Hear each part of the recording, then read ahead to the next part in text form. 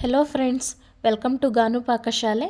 ನಾನು ನಿಮ್ಗೆ ಇವತ್ತು ಹಾಲಿನಿಂದ ಒಂದೊಳ್ಳೆ ಸ್ವೀಟ್ ರೆಸಿಪಿನ ತಿಳಿಸ್ಕೊಡ್ತೀನಿ. ಈ ರೆಸಿಪಿನ ಮಾಡೋಕ್ಕೆ ಕೇವಲ 8ರಿಂದ 10 ನಿಮಿಷ ಸಾಕಾಗ್ಬಿಡುತ್ತೆ. ಈ ಮನೆಗೆ ಯಾರಾದರೂ ಗೆಸ್ಟ್ ಬಂದರು ಅಂದಾಗ ಈ ಒಂದು ರೆಸಿಪಿನ ಮಾಡಿಕೊಟ್ರೆ ಅವ್ರಿಗೂ ತುಂಬ ಖುಷಿಯಾಗುತ್ತೆ, ಹಾಗೆ ನಿಮಗೂ ಕೂಡ ಒಂದು ಸಮಾಧಾನ ಇರುತ್ತೆ. ಮೊದಲಿಗೆ ನಾನು ಇದನ್ನು ಮಾಡೋಕ್ಕೆ ಶಾವಿಗೆ, ಹಾಗೆ ಹಾಲು, ತುಪ್ಪ, ಏಲಕ್ಕಿ ಪೌಡ್ರು, ಹಾಗೆ ಗೋಡಂಬಿ ಮತ್ತು ದ್ರಾಕ್ಷಿ, ಇದು ಕ್ರಸ್ಟರ್ಡ್ ಪೌಡ್ರು ಮತ್ತು ಸಕ್ಕರೆ ಇದಿಷ್ಟನ್ನು ತೊಗೊಂಡಿದ್ದೀನಿ. ಮೊದಲು ಒಂದು ಕಡಾಯಿನ ಕಾಯೋಕ್ಕಿಟ್ಟು ಈ ಕಡಾಯಿಗೆ ಸ್ವಲ್ಪ ನೀರನ್ನು ಸೇರಿಸ್ಕೊಬೇಕಾಗತ್ತೆ. ನಾವು ಮಾಡೋವಂಥ ಕ್ವಾಂಟಿಟಿ ಜಾಸ್ತಿ ಬೇಕು ಅಂದರೆ ಜಾಸ್ತಿ ನೀರನ್ನ ಸೇರಿಸ್ಕೊಬೇಕಾಗತ್ತೆ. ಇಲ್ಲ ಅಂತ ಹೇಳಿದರೆ ನಾನು ಮಾಡ್ತಿರೋ ಕ್ವಾಂಟಿಟಿಲಿ 5ರಿಂದ 6 ಜನ ತಿನ್ಬೋದು, 6 ಕಪ್ ಅಷ್ಟಾಗುತ್ತೆ. ಒಂದು ಸ್ಟವಲ್ಲಿ ನೀರನ್ನು ಕಾಯೋಕ್ಕಿಡಬೇಕು, ಹಾಗೆ ಇನ್ನೊಂದು ಸ್ಟವಲ್ಲಿ ಒಂದು ಪ್ಯಾನ್ನ ಕಾಯೋಕ್ಕಿಟ್ಟು ಇದು ಕಾದ್ಮೇಲೆ ಇದಕ್ಕೆ 3 ಸ್ಪೂನ್ ಆಗುವಷ್ಟು ತುಪ್ಪನ ಸೇರಿಸ್ತಾ ಇದ್ದೀನಿ. ಈ ತುಪ್ಪ ಕಾದ್ಮೇಲೆ ಇದಕ್ಕೆ ಗೋಡಂಬಿ ಹಾಗೆ ದ್ರಾಕ್ಷಿನ ಸೇರಿಸ್ಕೊಂಡು ಇದನ್ನು ಹುರ್ಕೊಬೇಕು. ನಾವು ಮಧ್ಯಮ ಉರಿಲೇ ಇಟ್ಟು ಇದನ್ನು ಹುರ್ಕೊಬೇಕು, ಇಲ್ಲಾಂದರೆ ಸೀದೋಗ್ಬಿಡುತ್ತೆ. ಇದಿಷ್ಟು ಹುರ್ಕೊಂಡು ಇದನ್ನು ಒಂದು ಬೌಲ್ಗೆ ಸಪ್ರೇಟ್ ತೆಗೆದಿಡ್ತಾ ಇದ್ದೀನಿ.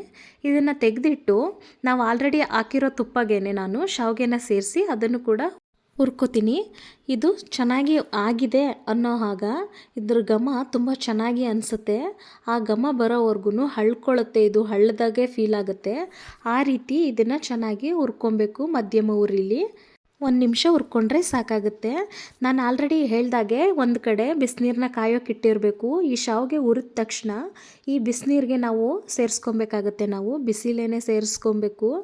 ಫ್ರೆಂಡ್ಸ್, ನೀವು ಇನ್ನೂ ನನ್ನ ಚಾನಲ್ನ ಸಬ್ಸ್ಕ್ರೈಬ್ ಮಾಡಿಲ್ಲ ಅಂದರೆ ಪ್ಲೀಸ್ ಸಬ್ಸ್ಕ್ರೈಬ್ ಮಾಡ್ಕೊಳ್ಳಿ, ಹಾಗೆ ಫ್ರೆಂಡ್ಸ್ ಆ್ಯಂಡ್ ಫ್ಯಾಮಿಲಿ ಜೊತೆ ವಿಡಿಯೋನ ಶೇರ್ ಮಾಡಿ.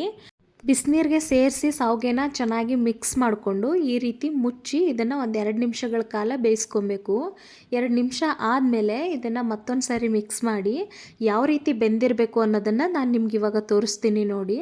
ಈ ರೀತಿ ಕೈಯಲ್ಲಿ ತೆಗೆದು ಹಿಂಗೆ ಪ್ರೆಸ್ ಮಾಡಿ ನೋಡಿದ್ರೆ ಅದು ಕಟ್ಟಾಗಬೇಕು, ಹಾಗೆ ಹಿಂಗೆ ಟೈಟಾಗಿ ಕೂರಬಾರ್ದು. ಈ ರೀತಿ ಹಿಂಗೆ ಕಟ್ಟಾದರೆ ಪರ್ಫೆಕ್ಟ್ ಆಗಿದೆ ಅಂತ ಹೇಳಿ.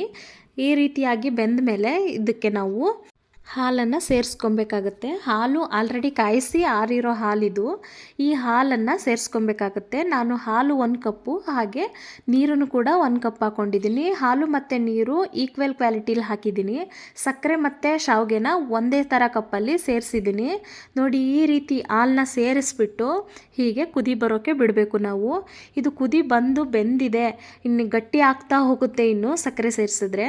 ನೋಡಿ, ನಾನಿವಾಗ 1 ಕಪ್ ಸಕ್ಕರೆನ ಸೇರಿಸ್ತಾ ಇದ್ದೀನಿ. ಹಾಲು ಹಾಕಿ 2 ನಿಮಿಷಕ್ಕೇ ನಾವು ಸಕ್ಕರೆನ ಸೇರಿಸ್ಬೇಕು. ಇದು ಬೇಗ ಬೇಗ ಗಟ್ಟಿ ಆಗಿಬಿಡುತ್ತೆ. ಆ ರೀತಿಯಾಗಿ ಸಕ್ಕರೆನ ಬೇಗ ಸೇರಿಸ್ಕೊಬೇಕು. ಇದು ತಣ್ಣಗಿರೋ ಹಾಲಿಗೆ 1 ಟೇಬಲ್ ಸ್ಪೂನ್ ಆಗುವಷ್ಟು ಕ್ರಸ್ಟರ್ಡ್ ಪೌಡ್ರನ್ನ ಮಿಕ್ಸ್ ಮಾಡಿ ಸೇರಿಸ್ತಾ ಇದ್ದೀನಿ ನೋಡಿ. ಈ ಹಾಲಿಗೆ ಸೇರಿಸ್ಬೇಕು. ಇದು ಹಾಕಿದರೆ ತುಂಬ ಘಮ ಚೆನ್ನಾಗಿ ಅನಿಸುತ್ತೆ, ಹಾಗೆಯೇ ಇದು ಗಟ್ಟಿ ಕೂಡ ಆಗುತ್ತೆ. ಲೈಟ್ ಯೆಲ್ಲೋಯಿಶ್ ಕಲರ್ ಬರುತ್ತೆ, ತುಂಬ ಚೆನ್ನಾಗಿರುತ್ತೆ ಟೇಸ್ಟು. ಹಾಗಾಗಿ ಕ್ರಸ್ಟರ್ಡ್ ಪೌಡ್ರನ್ನ ಸೇರಿಸ್ಕೊಬೇಕಾಗುತ್ತೆ ನಾವು. ಈ ಟೈಮಲ್ಲಿ ನೀವು ಕೇಸರಿ ದಳಗಳು ಕೂಡ ಸೇರಿಸ್ಬೋದು, ಹಾಗೆ ಏಲಕ್ಕಿನ ಸೇರಿಸ್ತಾ ಇದ್ದೀನಿ ನೋಡಿ. ನಾನಿಲ್ಲಿ ಕೇಸರಿ ದಳನ ಸೇರಿಸಿಲ್ಲ, ನೀವು ಬೇಕಿದ್ದರೆ ಸೇರಿಸ್ಕೊಬೋದು. ಈ ರೀತಿಯಾಗಿ ಏಲಕ್ಕಿನ ಸೇರಿಸಿ ಮತ್ತೊಂದು ಸರಿ ಮಿಕ್ಸ್ ಮಾಡಬೇಕು. ಜೊತೆಗೆ ಹುರಿದಿಟ್ಕೊಂಡಿದ್ದಂತಹ ಗೋಡಂಬಿ ಮತ್ತು ದ್ರಾಕ್ಷಿನ ಈ ಟೈಮಲ್ಲಿ ನಾವು ಸೇರಿಸ್ಕೊಬೇಕಾಗುತ್ತೆ. ಇದಿಷ್ಟನ್ನು ಸೇರಿಸಿ ಮತ್ತೆ 2 ನಿಮಿಷ ಬೇಯಿಸ್ಕೊಂಡ್ರೆ ಸಾಕು. ಇದನ್ನು ಮಾಡುವಾಗ ಹೈ ಟು ಲೋ ಫ್ಲೇಮಲ್ಲೇ ಇಟ್ಕೊಬೇಕು, ಇಲ್ಲಾಂದರೆ ಬೇಗ ಗಟ್ಟಿ ಆಗಿಬಿಟ್ಟು ತಳ ಹಿಡಿದ್ಬಿಡುತ್ತೆ. ಹಾಗಾಗಿ ಇದನ್ನು ಮಾಡೋಕ್ಕೆ ನಾನು ಮೊದಲನೇ ಹೇಳಿದಾಗೆ 8ರಿಂದ 10 ನಿಮಿಷ ಸಾಕಾಗ್ಬಿಡುತ್ತೆ ಈ ಒಂದು ರೆಸಿಪಿನ ಮಾಡೋಕ್ಕೆ. ಇದೆಲ್ಲ ಹಾಕಿ ಮಿಕ್ಸ್ ಆದಮೇಲೆ ಈ ರೀತಿಯಾಗಿ ಮುಚ್ಚಿ 1 ನಿಮಿಷ ಕುದಿಸ್ಕೊಬೇಕು. ಲೋ ಫ್ಲೇಮಲ್ಲಿ ಕುದಿಸ್ಕೊಬೇಕಾಗತ್ತೆ ನೋಡಿ. ಇಲ್ಲಿ ಇದೆಲ್ಲ ಆದಮೇಲೆ ಈ ರೀತಿಯಾಗಿ ಕಲರ್ ತುಂಬ ಚೆನ್ನಾಗಿ ಕಾಣಿಸ್ತಾ ಇದೆ ನೋಡಿ. ಲೈಟ್ ಯೆಲ್ಲೋಯಿಶ್ ಕಲರ್ ಬಂದಿದೆ. ಈ ರೀತಿಯಾಗಿ ಬರಬೇಕು, ಹಾಗೆ ಇಷ್ಟು ಕನ್ಸಿಸ್ಟೆನ್ಸಿ ಇರಬೇಕು. ಇದು ಯಾವಾಗ್ಲೂ ಇದು ಆರಿದಾಗ ಇನ್ನೂ ಕೂಡ ಗಟ್ಟಿ ಆಗಿಬಿಡುತ್ತೆ. ಹಾಗಾಗಿ ಇಷ್ಟು ಕನ್ಸಿಸ್ಟೆನ್ಸಿ ಇದ್ದಾಗ ಗ್ಯಾಸ್ನ ಆಫ್ ಮಾಡಿದರೆ ಸರಿ ಬಂದುಬಿಡುತ್ತೆ ನೋಡಿ. ಸರ್ವ್ ಮಾಡಿ ತೋರಿಸ್ತಾ ಇದ್ದೀನಿ. ಈ ರೀತಿಯಾಗಿ ಒಂದೊಳ್ಳೆ ಸ್ವೀಟ್ ರೆಸಿಪಿನ ಟ್ರೈ ಮಾಡಿ. Thanks for watching.